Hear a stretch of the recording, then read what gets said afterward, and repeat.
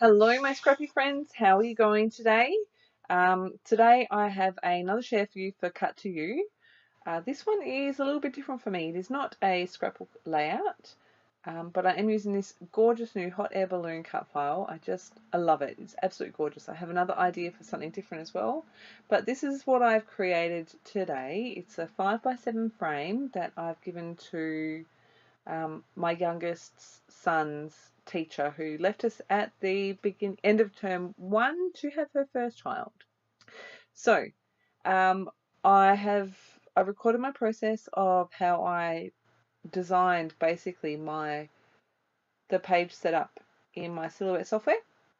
So you can see I've dragged and dropped the PNG image into my Silhouette software. I've then gone to the trace window. I have hit select trace area, I have traced over, put a box over that whole cut file, and then I have hit trace, I think. Once all of the lines go yellow, you can hit trace, and then I deleted the PNG file and I'm left with my cut files. So all of these pieces were made as one compound path, so I've had to right click onto the cut file, release compound path, which gave me each individual piece for each image and the phrase.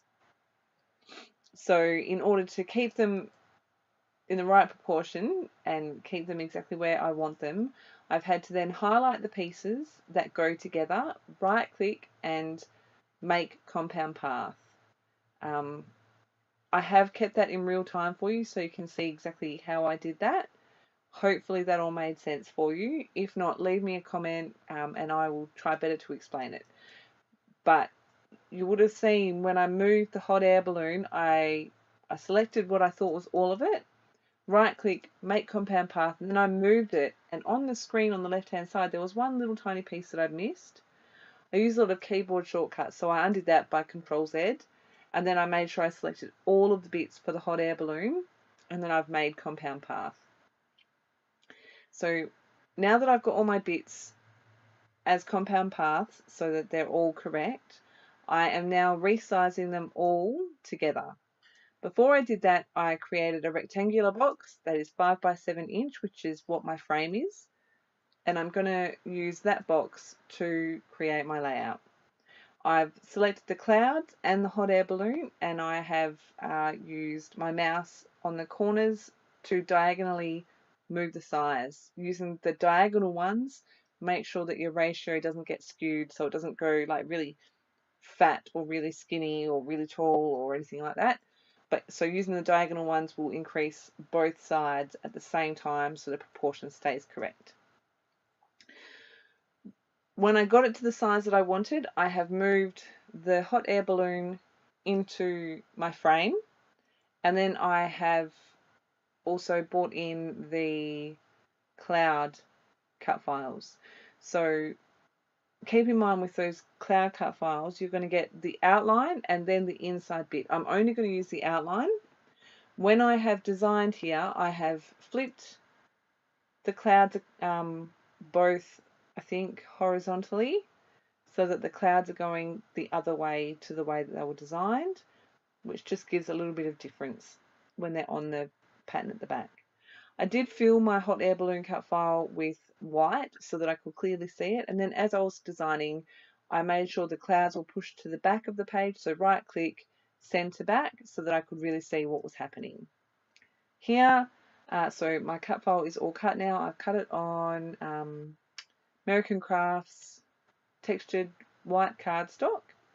I knew that I wanted to go something light and airy. I had an idea that I was going to use the Maggie Holmes paper that I do use for my background. So I was thinking I was going to go a bit vintagey, and I knew that I had the white frame to work with, so the white and the cream work fine together. This is the pattern paper that I'm going to use to build my design on. Thankfully, it was just the right size. Now, if you watched my video last week, you would have seen that I'd used a layer of this. But I'm super happy that I've got it used and I'm no longer hoarding it, because, you know, it's better being seen on something than in my scrap box. I've pulled out the remnants of my 6x6 open book paper pad, and that's what I've used to back my cut file. The heart in the middle is, you can see on the top, on the left hand side there, that's a Stampin' Up! 6x6 paper that someone at a retreat gave me a stack of. It's beautiful, and I thought it made a nice feature. All of the other papers are Maggie Holmes from the Open Book collection. So I've got that cut, the balloon where I think I want it, and I'm just working on placing those clouds. I'm only going to show you a little bit of this. It's lots of what I was doing here was quite repetitive. I've lifted up one side and applied glue, and then I've flipped my whole page around and applied glue to the other side of the clouds rather than taking the whole cloud off the paper and trying to get the position exactly right. I'm trimming down the edges of this one. You can see to the left as well, I pulled out the alphabet that I'm going to use. This is the, on the other side, it's the Rainbow Thickers by Paige Evans. But I knew that pink would work perfectly with this little project, so that's what I've gone with. I am going to bump the whole cut file, the balloon, up on foam, so you can see that I've stuck my foam to the back of that. Then, of course, it's me. I can't not do splatters. Gold Heidi Swap Colour Shine in my background that I've just splattered all across on the diagonal from the top left to the bottom right. That big splatter is going to get covered up, so that's why I wasn't too worried about soaking up all that colour. I'm going to go back in with a bit more. Then I'm going to pop that aside to dry. Make sure that I've got enough gold splatters. Then I'm going to build my title on this piece of leftover sticker sheet that I've got here.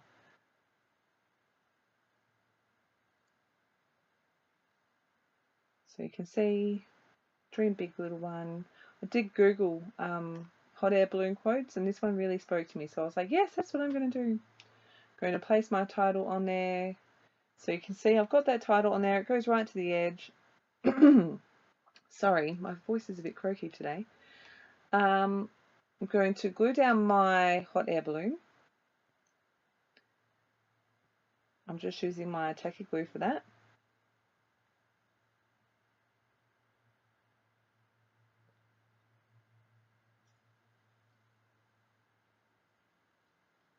I really like the way the ribbons on the cut file kind of go over the top of my alphas. So, I don't know how well you can see there. The way that I had that all spaced meant that the M was completely cut off. So I have to move everything over. I'm not going to make you watch it all, but I do move everything over. I try it back in the frame, and you can kind of see here, I'm happy with that, so I'm going to put it all back together. I did put glass over the top of it, but you can still see that shadow, which I really like. Here is the close-up of it. I'm sorry, my lights are making it a bit glary. There is a ton, there's not a ton, but there is quite a few close-up stills, so I hope that you enjoy them. This was a really sweet project to make. I don't normally do sweet, girly, vintagey things, but I couldn't resist. Perfect opportunity. Make sure you head over to the Cut to You blog, Facebook page. I'll make sure I leave all the links to all of the places in the description box below. If you have any questions, please make sure you leave them below. I'm more than happy to help you out with anything. As always, a big thank you so much for stopping by, for taking your valuable time and choosing to spend it watching my videos, my content. Thanks again, and I will be back again very soon with another share. Bye.